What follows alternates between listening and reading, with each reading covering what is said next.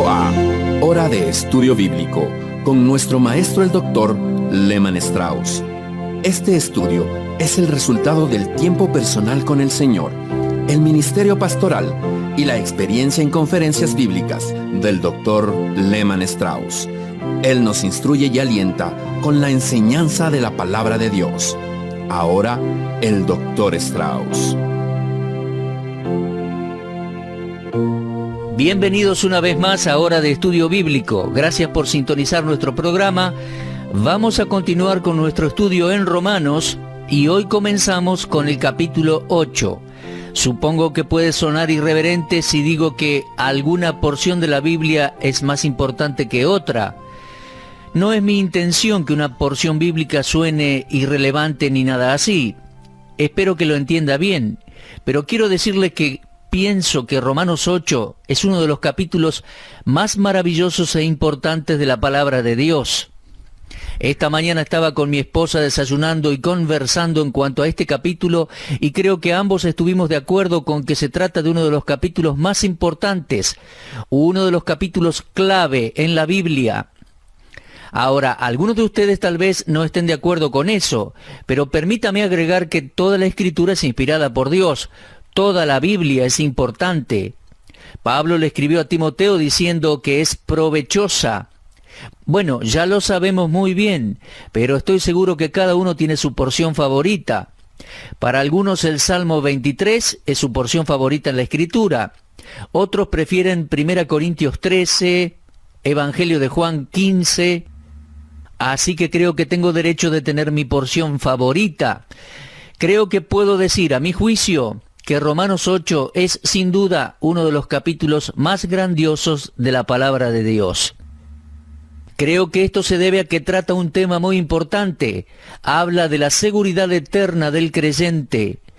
No puedo concebir cómo alguien que estudie Romanos 8 crea lo que dice y a la vez dude de su salvación.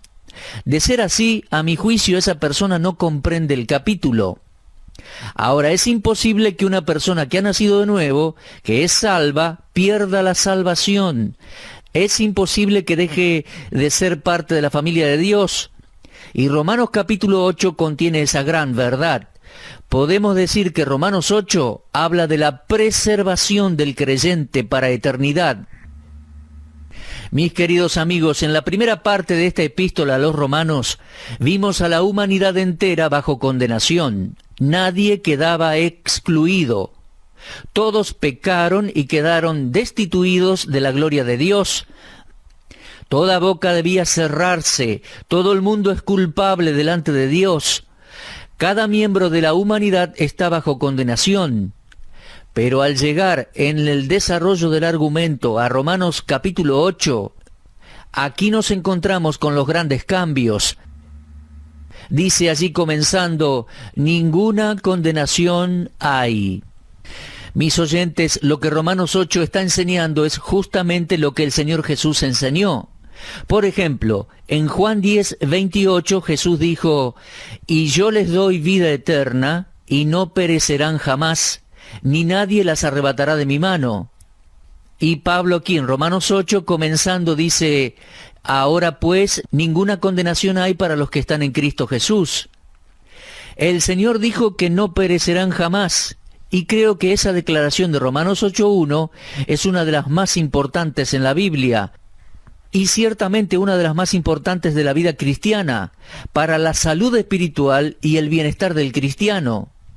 Si usted quiere tener paz, una mente tranquila, si quiere tener el gozo en su alma, entonces tómese ese versículo en serio. Son las mejores noticias que uno puede tener, mi amigo.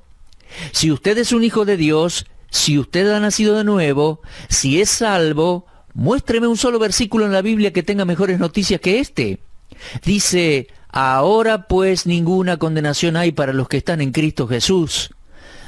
En un sentido podemos decir que este versículo es una conclusión, un resumen del gran tema de la justificación.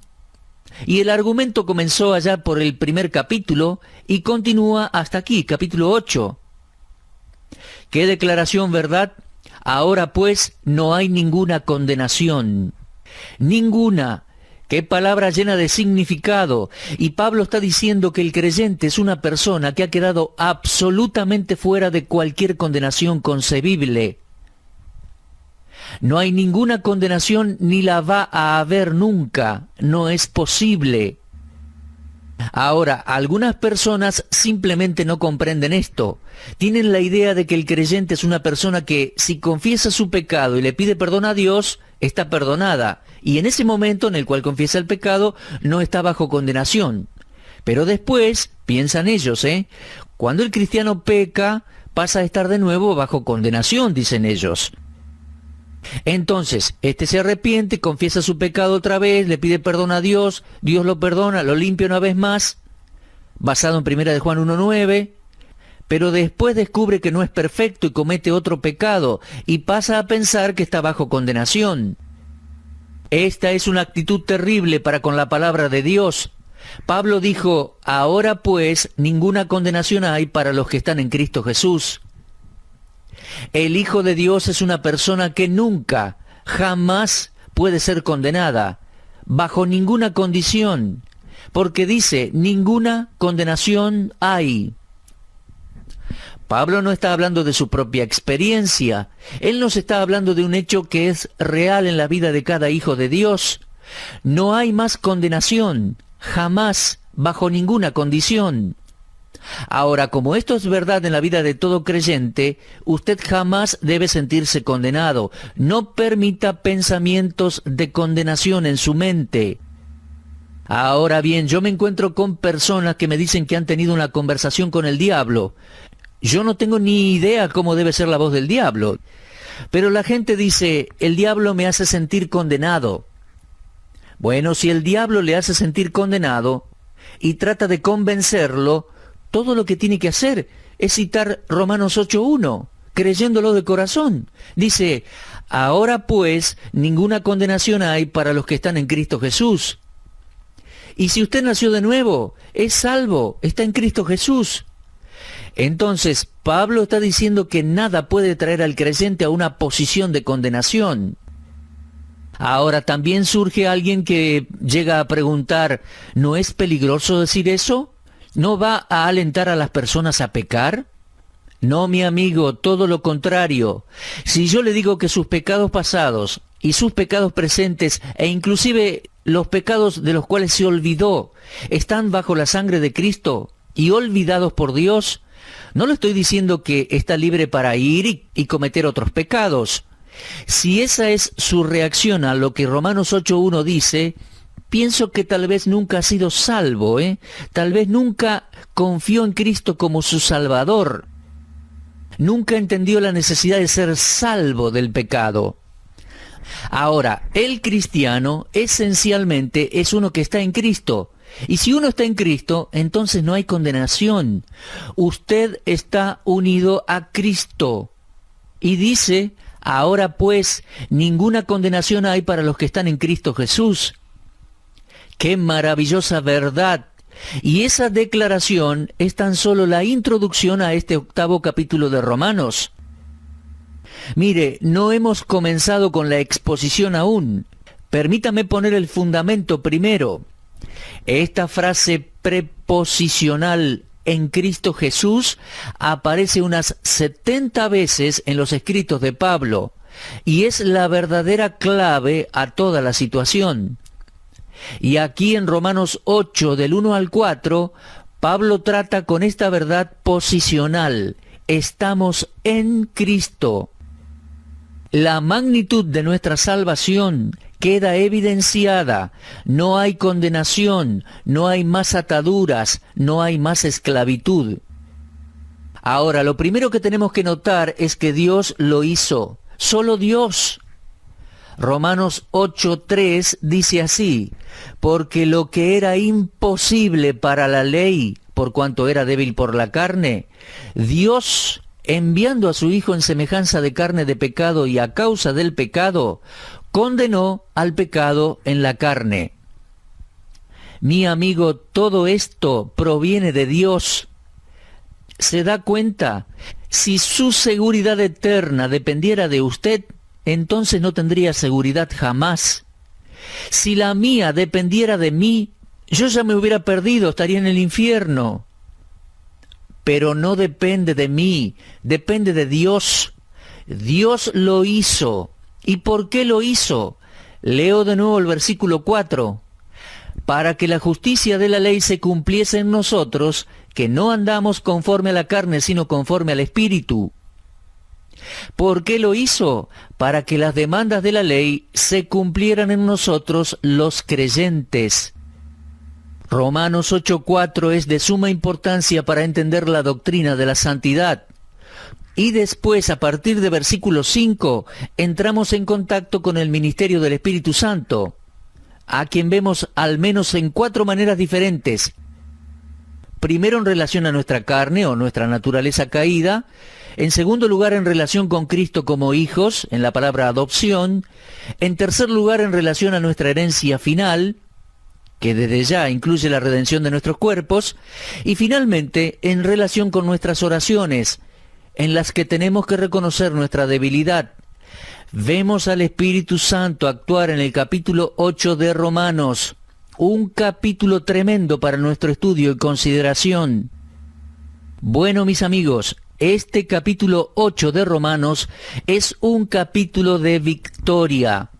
Es un capítulo que da seguridad. Y como dijimos, el libro de Romanos comienza con un relato de la condenación universal, pero tenemos la gran doctrina de la justificación en capítulos 3, 4 y 5. Luego la gran doctrina de la santificación, 6, 7, 8. Y avanzando por el capítulo 8 tenemos la doctrina de la seguridad o preservación de los santos, o sea, los creyentes. Mire, en el capítulo 7 se habla de un hombre salvo, pero que no estaba viviendo acorde a su salvación. Vemos que estaba viviendo en pecado, pero en el capítulo 8 vemos a un hombre en Cristo. Hay una diferencia entre estar en pecado y estar en Cristo.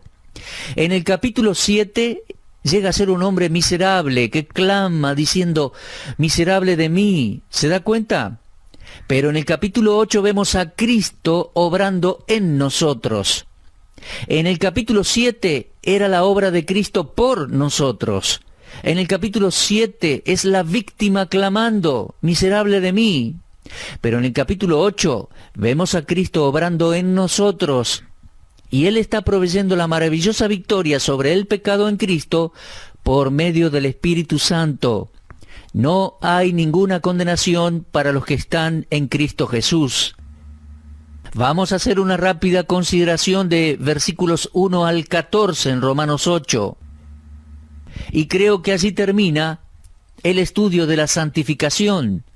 Creo que el versículo 14 es el que culmina el tema de la santificación. Ahora, hay más acerca de la santidad y la vida cristiana práctica, especialmente en los capítulos 12 al 16 de Romanos.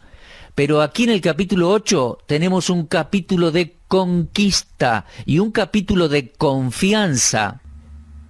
Ahora, déjeme decirle algo más. El hombre del capítulo 7 es una persona, un creyente, derrotado.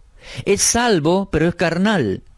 Está luchando para ser espiritual, pero lo hace de manera unilateral, sin la ayuda del Espíritu Santo. Está tratando de vivir una vida de santidad sin la ayuda del santificador divino. Ese creyente sabe lo que Cristo ha hecho por él, pero no ha aprendido lo que Cristo puede hacer en él. Él ha aceptado los hechos de su muerte al pecado y a la ley, como dice capítulos 6 y 7, pero ese conocimiento no ha respondido el clamor de su corazón por librarse del pecado que mora en él. Está seguro que fue justificado, pero no tiene esa familiaridad con el justificador. Sabe en cuanto a la bendición de la salvación, pero no está familiarizado con el que hace posible la salvación. Me pregunto si usted no está en una situación similar. Al mirar atrás en mi experiencia cristiana, creo que tenía las respuestas. Tenía una comprensión intelectual de la salvación. Sabía qué hacer para nacer de nuevo. Pero, ¿sabe una cosa? Me faltaba esa comunión íntima con mi Salvador, el Señor Jesucristo. Ahora, el hombre del capítulo 8 es todo lo opuesto. Se trata de un hombre victorioso. No es el hombre natural del capítulo 7, versículos 7 al 13, ni es el hombre carnal del capítulo 7, versículos 14 al 25, sino que es un hombre espiritual. Ahora, no se lo debe comparar a los israelitas que estaban en Egipto, ni con los que murieron en el desierto, sino con los que entraron y disfrutaron las bendiciones de la tierra prometida. Cuando Dios sacó a los israelitas de Egipto, lo hizo para que pudieran entrar a la tierra, no para que murieran en el desierto. Y algunos de nosotros, salvos, hemos estado mucho tiempo en el desierto. Creo que es hora de ir hacia adelante para no morir allí y perder la bendición de Dios, la bendición que Él proveyó por medio de nuestra redención en Cristo. Mis amigos, comencemos a caminar juntos. Hay muchísima victoria en Romanos 8. Ahora bien, el lector cuidadoso de estos versículos reconoce dos palabras que se reiteran una y otra vez. Le voy a pedir que lea Romanos 8 en su casa y subraye las palabras carne y espíritu. Tal vez recuerde que en el capítulo 7 le sugerí que leyera el capítulo y subrayara las palabras ley y mandamiento. Pero aquí, en capítulo 8, debe subrayar las palabras carne y espíritu. Es de suma importancia que entendamos la manera en que estas palabras son utilizadas si es que queremos comprender el capítulo. Primero, vamos a considerar la palabra carne. Mire, a veces Pablo usa esta palabra de manera literal, como cuando habla de la circuncisión en la carne. Romanos 2:28. Pero aquí, al igual que en otras partes de sus epístolas, Pablo usa la palabra carne para referirse a la naturaleza humana en su debilidad, en su vulnerabilidad al pecado, aparte del Señor Jesús. En Romanos 8:5 encontramos la frase, piensan en las cosas de la carne. En 8:13, vivir conforme a la carne. Ahora, ¿qué significa pensar en las cosas de la carne o vivir conforme a la carne?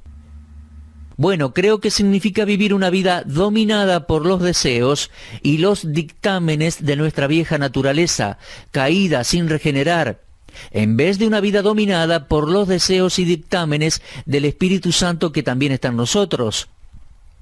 Pensar en las cosas de la carne y vivir conforme a la carne es vivir de manera egoísta, es ceder a los apetitos y deseos de nuestra antigua naturaleza adámica de cuando no éramos salvos. Entonces, el creyente que vive en la carne no se involucra necesariamente en inmoralidad sexual o otros pecados graves del cuerpo. Mire, la Biblia da una lista de los pecados de la carne y el primero es el adulterio, sí, pero también incluye fornicación. Usted puede leerlo en Gálatas 5, 19 al 21. Adulterio, fornicación, inmundicia, lascivia, idolatría, hechicerías, enemistades, pleitos, celos, iras, contiendas, disensiones, herejías, envidias, homicidios, borracheras, orgías y cosas semejantes a estas. Aparece esto en Gálatas 5, 19 al 21. Esas son las obras o los pecados de la carne. El doctor Scroggie dijo, para el creyente fue enviada a la muerte en la cruz, pero la muerte fue judicial. Si la antigua naturaleza que heredamos de la caída murió en el momento de nuestra conversión, los primeros 17 versículos de Romanos no tendrían significado. Si la antigua naturaleza hubiera muerto, no habría conflicto alguno. En cada inconverso, en cada persona que no ha sido regenerada, hay una sola naturaleza y es la naturaleza de Adán, la naturaleza caída. En cada creyente existen dos naturalezas, la caída que heredamos de Adán y la nueva que recibimos al nacer de nuevo. Segunda de Pedro 1:4 dice que pasamos a ser coparticipantes de la naturaleza divina. Ahora bien, también quiero, mi amigo, que se fije en la palabra espíritu. La palabra carne aparece muchas veces en Romanos 8, pero también la palabra espíritu, subráyala también por favor, y se refiere al Espíritu Santo.